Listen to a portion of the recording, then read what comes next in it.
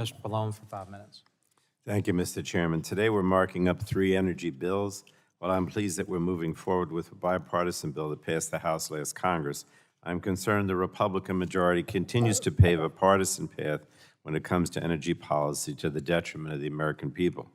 H.R. 3277, the Energy Emergency Leadership Act, is a bipartisan bill that directs the Secretary of Energy to designate energy emergency and security matters to an assistant secretary. This bill will ensure the continued prioritization of addressing our energy infrastructure and cybersecurity threats, and I thank Representatives Blunt, Rochester, and Wahlberg for their leadership on this legislation this Congress. Unfortunately, the good ideas end there. H.R. 1630, the so-called Save Our Gas Stoves Act, is nothing more than a political stunt to continue the Republican scare tactics and outright misinformation when it comes to energy efficiency standards. H.R. 1630 prevents the Department of Energy from finalizing a common-sense, congressionally mandated energy efficiency standard for new cooktops. The proposed rule simply requires new cooktops to be more efficient. This will reduce energy bills for consumers and cut harmful indoor air pollution that disproportionately impacts children's health. We're likely to hear a lot of scare tactics about this rule today. And despite what you'll hear from my Republican colleagues, it does not ban gas stoves, it does not remove gas stoves from homes, and it does not prevent you from putting a gas stove in your home. In fact, 50% of the stoves on the market today are already in compliance with the proposed standard, which will not take effect until 3 years after it's finalized. Republicans claim to care about energy prices, but this bill prohibits DOE from finalizing a rule that could save consumers up to $1.7 billion a year.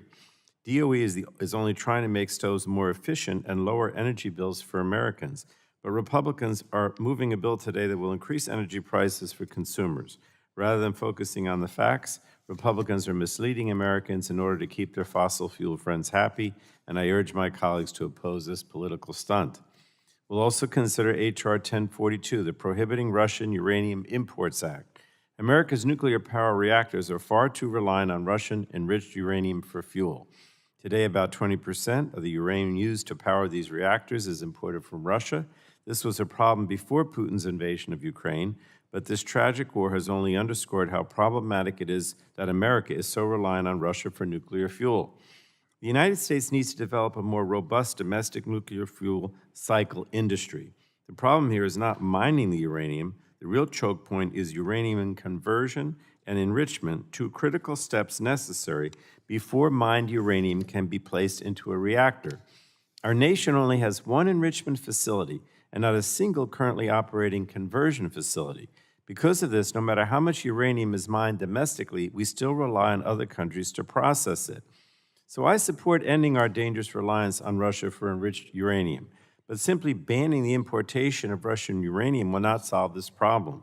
We need more domestic conversion and enrichment capability, or else we could face a problematic situation in which our nation's nuclear power reactors might struggle to find the fuel they need to operate. Secretary Granholm voiced support for a more comprehensive solution to build this infrastructure domestically when she testified before the subcommittee last Thursday. When asked about a ban on Russian uranium, Secretary Granholm said, and I quote, "I'm worried about the gap. We need to build up the supply here." So I plan to oppose H.R. 1042. I find our continued reliance on Russian uranium very troubling, and my staff requested that any Russian uranium ban also include investments in domestic fuel cycle infrastructure, but we were told that was not on the table at this time.